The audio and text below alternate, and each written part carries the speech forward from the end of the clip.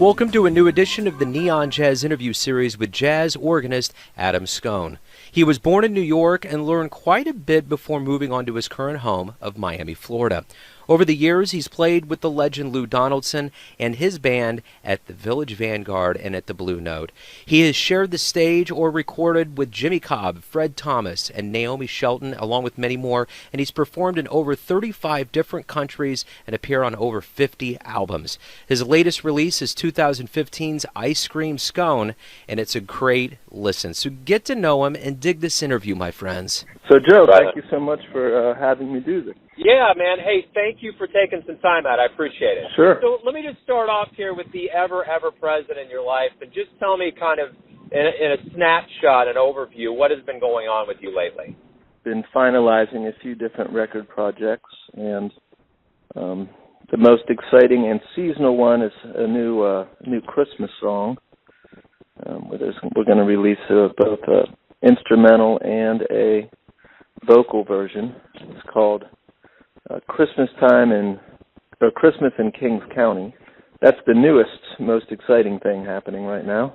So let me ask you this. Speaking of recordings, your latest album that has been released is I Scream Scone. Talk to me about this album and how you feel about it.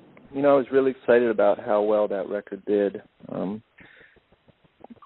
It was a project that I had been sort of wanting to do for a long time, but the saxophone player on the record and also my partner in the record label, who's Ian Hendrickson Smith, sort of convinced me to actually get down to business and record it.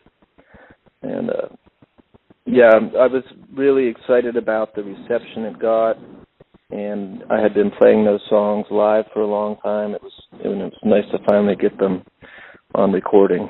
You grew up in New York, correct? I'm originally from Cleveland and Youngstown, Ohio. I moved to New York.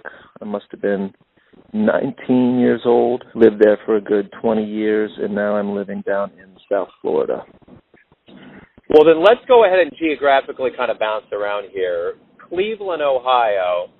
Tell me about your childhood and what it was about your childhood that got you not only into music but to jazz. Well, Cleveland and Youngstown and Pittsburgh. I kind of grew up in the middle where Youngstown is.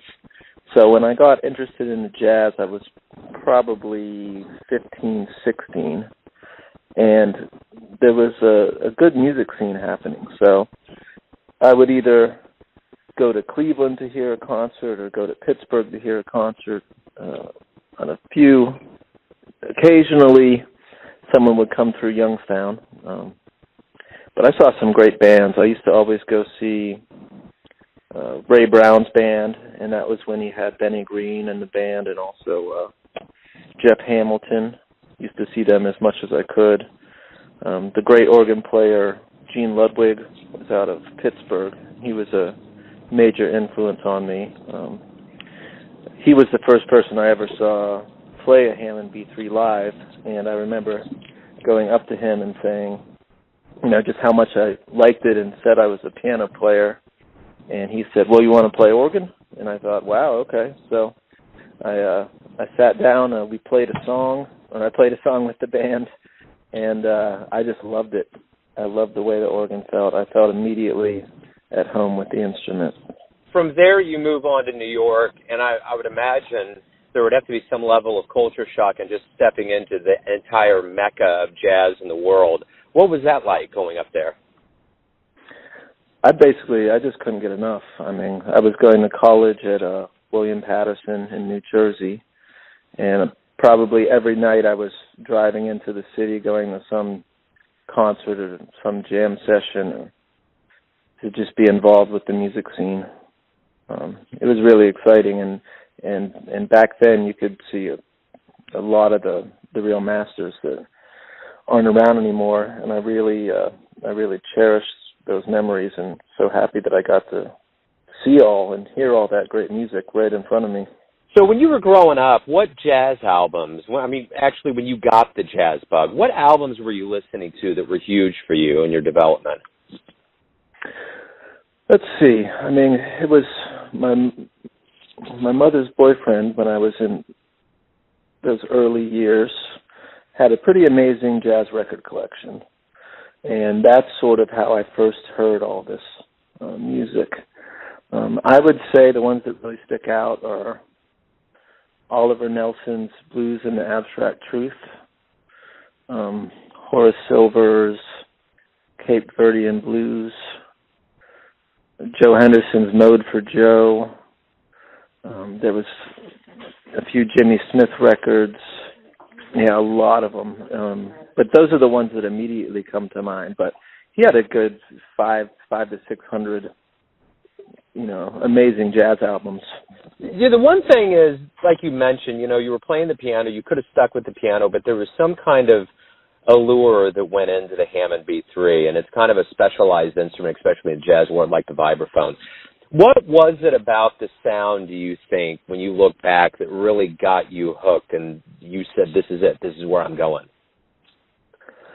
I was always fascinated with bass lines, and that's the first thing I gravitated to, even upon hearing jazz before I even attempted to play it. I was very focused in on how the bass player and the drummer would play together. And with organ, of course, I'd say 98% of the time you're playing bass lines, and I think that was really what I love about it, or initially loved and still do. It gives you a control over the music in a way that I don't know. For me, it's just a lot more. It's a lot more interesting to me. A lot more fun, especially with the organ when you've got the foot going and the left hand going, and you're still, playing chords and soloing. And I guess if it was a baseball game, you'd be the catcher in that respect. Nice. That's cool. So before we depart childhood or that early realm of your life, was it always music that was your dream to grow up to become a musician, or were there other things going on? Basically music. I think without any legitimate reason, when I was about 13, I decided I was going to be a musician. My grandfather was a square dance and country fiddle player, so I grew up always seeing his bands and playing in his bands a little bit, things like that, and but so I kind of had that feeling from an early age that that's what I wanted to do. So in those early years of New York, when you got there and you started playing in all the clubs and all the places that you've read about and heard about that were kind of legendary, were you nervous? Was it just something that you knew was a part of who you were, your lineage, and you went with it?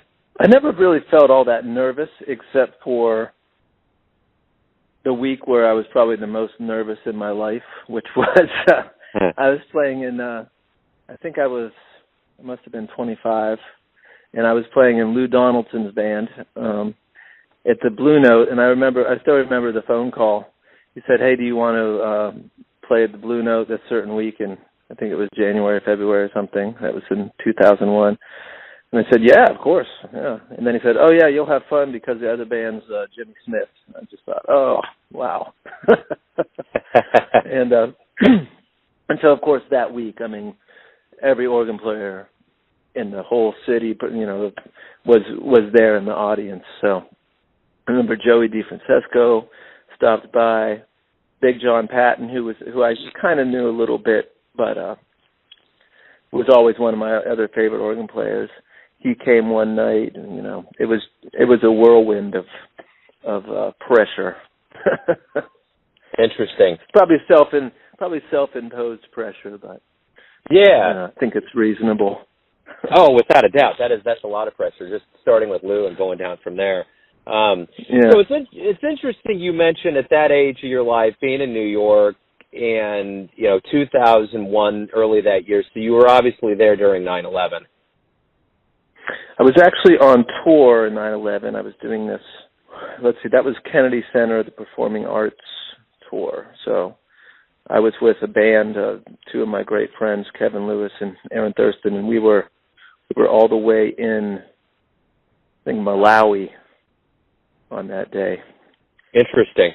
I've I've never, my dad grew up in Brooklyn and was a New Yorker, and I've never really talked to anybody that was internationally not in this country, because I was in Venice, Italy that morning when it happened. So I had a very interesting perspective from being over there, and my flight didn't exist to come home, and there was a lot of things that were different because you were traveling internationally. So that's interesting.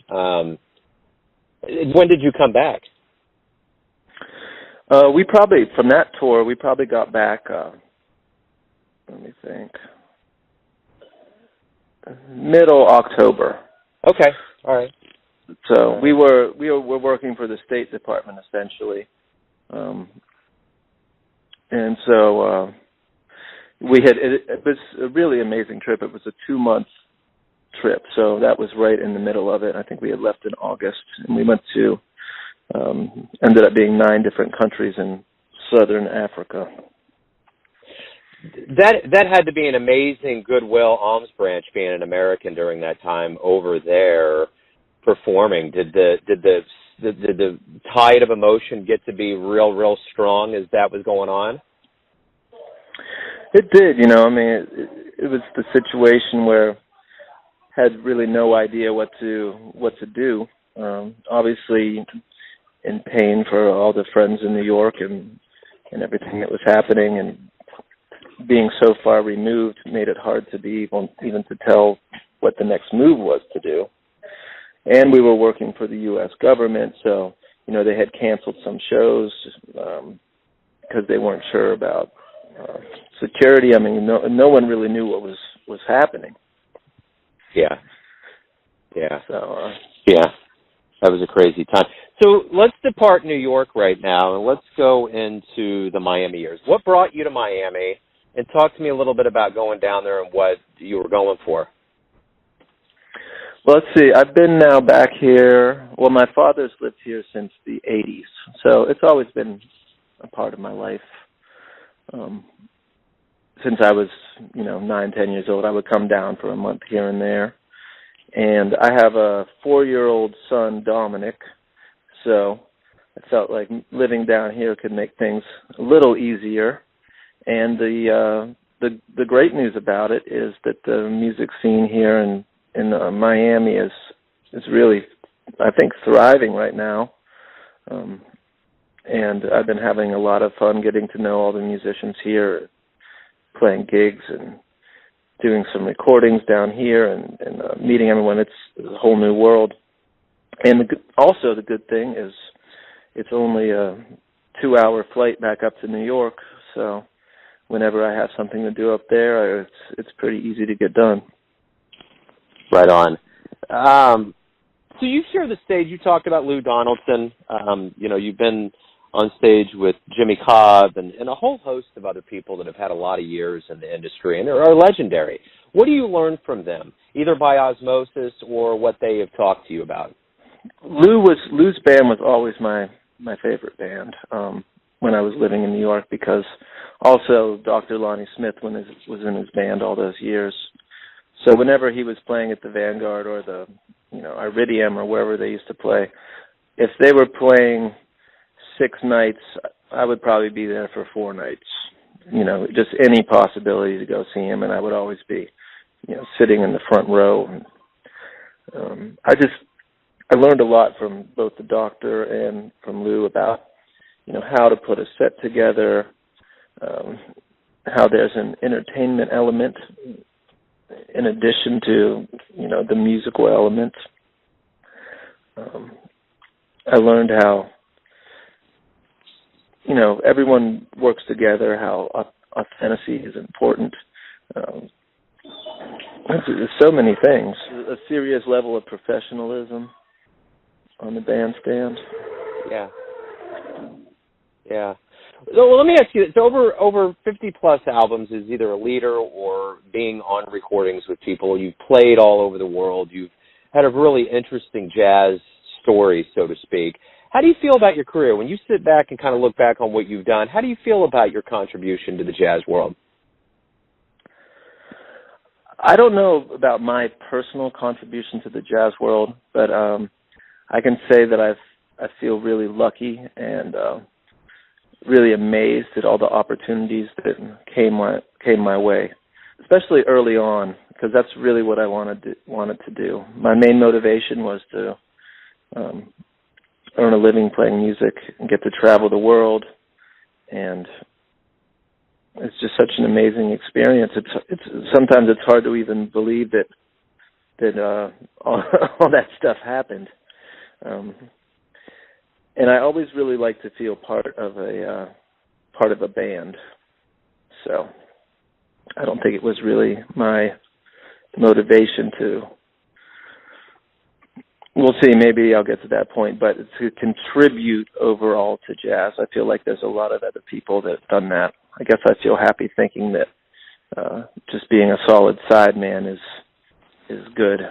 So let me ask you this. As far as the realm of jazz heroes go, those that influenced you quite heavily, who would you say those have been? Well, Big John Patton is a big one. Jack McDuff, incredible. Jimmy Smith, of course. A lot of musicians that I played with, too. Ben Dixon, who was on a lot of those McDuff records. And Big John records with Grant Green. We used to get to play together all the time. I just went to visit him the last time I was in New York.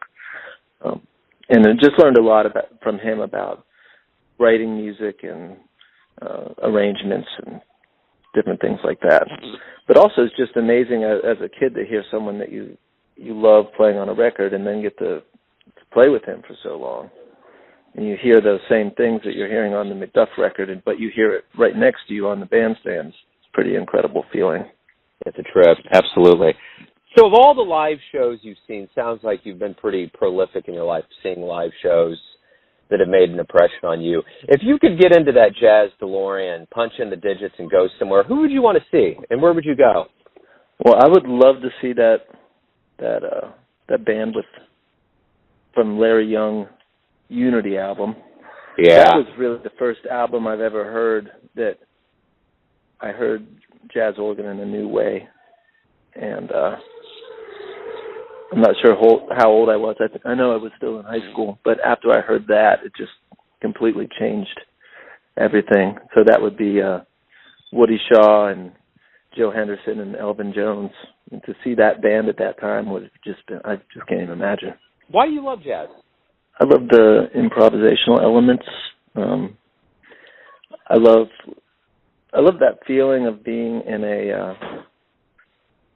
club when the band is really happening and the audience and the band sort of are working. Seems like they're working together to have an enjoyable show.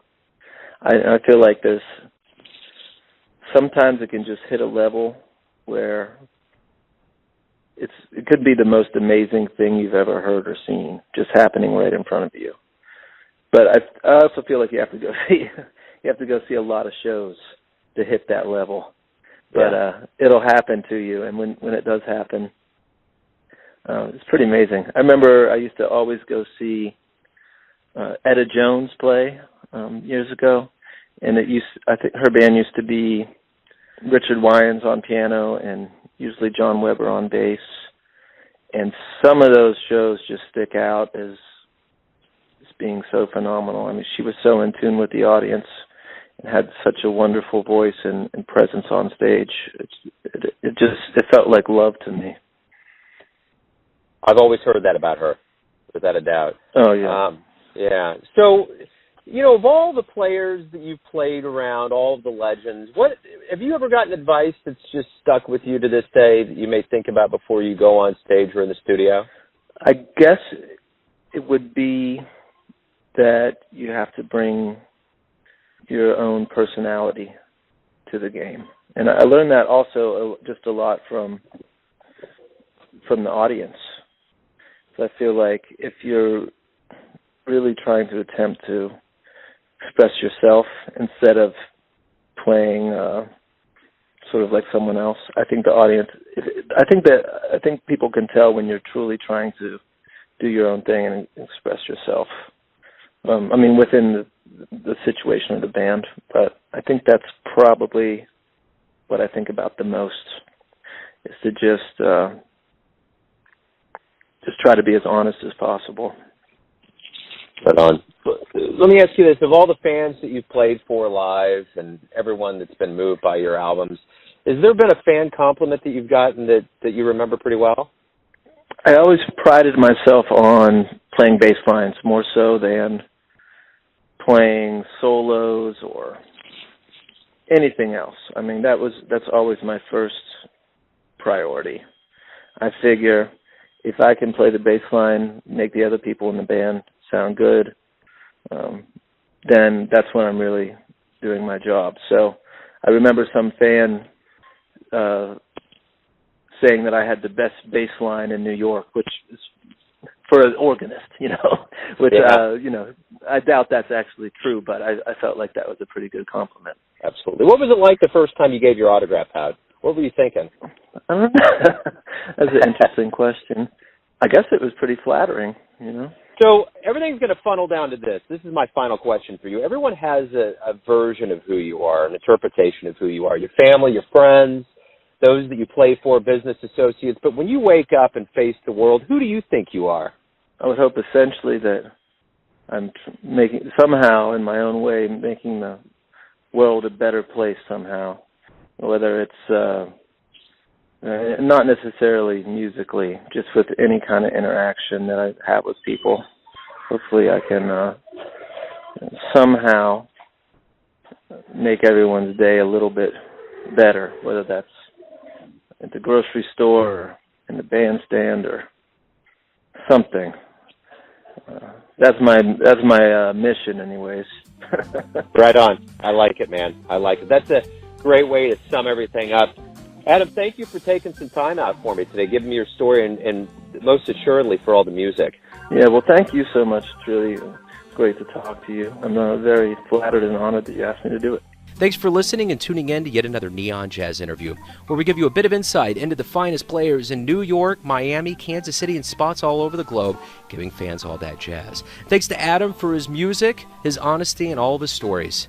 If you want to hear more interviews, go to Famous Interviews with Joe Domino on the iTunes Store, or visit neonjazz at youtube.com. And for everything Neon Jazz, go to the neonjazz.blogspot.com. Until next time, enjoy the jazz, my friends.